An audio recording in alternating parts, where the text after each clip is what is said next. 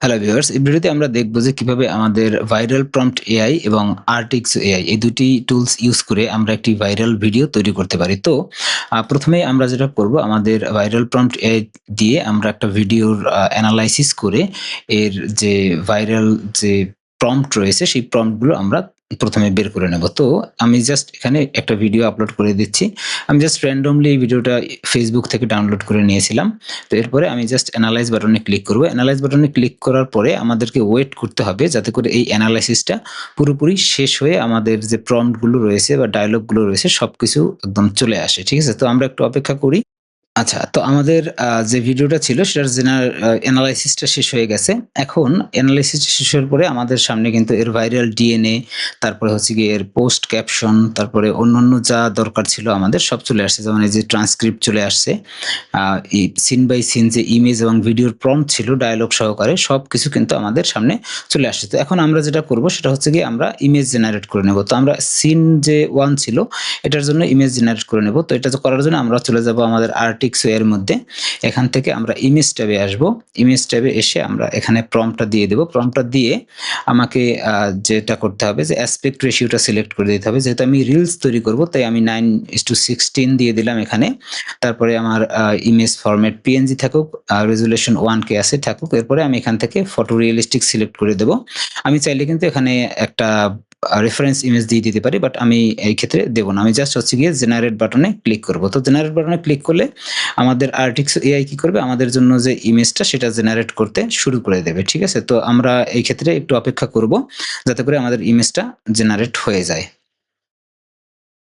তো দেখেন আমাদের ইমেজটা কিন্তু জেনারেট হয়ে গেছে। এখন আমরা যেটা করব এখান থেকে আমরা চাইলে যে পরের সিনগুলো আছে সেই সিনের জন্য আমরা ইমেজ জেনারেট করে নিতে পারি। বাট আমি এই একটা ইমেজ দিয়ে আমাদের যে ভিডিওটা আছে সেটা তৈরি করার চেষ্টা করব। তো এখন এ পর্যায়ে আমি যেটা করব এখান থেকে আবার ভিডিওর ভিতরে চলে যাব।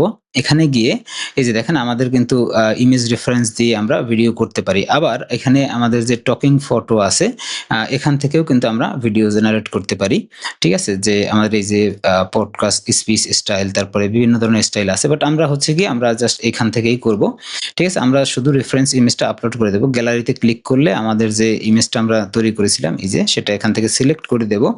সিলেক্ট করে দিয়ে তো এখন আমি হচ্ছে এখান থেকে ভিডিওর যে প্রম্পটটা ছিল সেই প্রম্পটটাকে কপি করে নেব। ইমেজ যেহেতু আমাদের জেনারেট হয়ে গেছে, জাস্ট এই যে দেখেন আমাদের এই যে ভিডিওর প্রম্পটটা।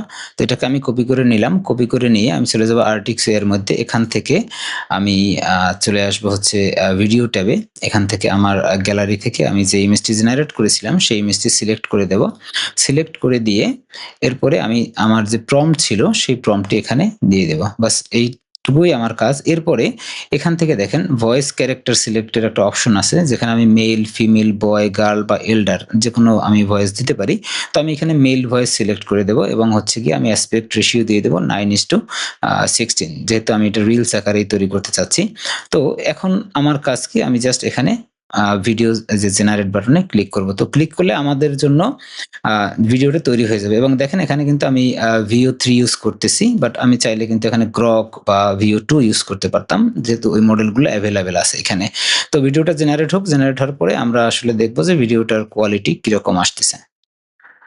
তো আমাদের ভিডিওটা কিন্তু জেনারেট হয়ে গেছে। এই যে দেখেন আমরা যে রেফারেন্স ইমেজটা দিয়েছিলাম, যে প্রম্পটটা দিয়েছিলাম এবং আমাদের এই যে দেখেন ভিডিওটা যদি আমি একটু প্লে করি। প্রতিটি অভিযোগ আসলে তার নিজের আঁকা ছবি। তোমার কোনো দোষ ছিল না। কারণ ক্যানভাস কি আদৌ রং নষ্ট করতে পারে? তো দেখেন যে কত সুন্দর একদম পারফেক্টলি আমাদের ভিডিওটা কিন্তু তৈরি হয়ে গেছে। ঠিক আছে? তো ঠিক এভাবেই আপনি হচ্ছে গিয়ে যেকোনো ভিডিও আপনি আমাদের যে আ ভাইরাল প্রম্পট এআই আছে এটা দিয়ে এইভাবে আপনি প্রম্পট জেনারেট করে আমাদের যে আর্টিক্স এআই আছে এটা দিয়ে কিন্তু আপনি তৈরি করে নিতে পারেন। তবে এখানে আর্টিক্স এআই দিয়ে আমি করেছি, বাট আমি কিন্তু এখানে VO3 ইউজ করেছি।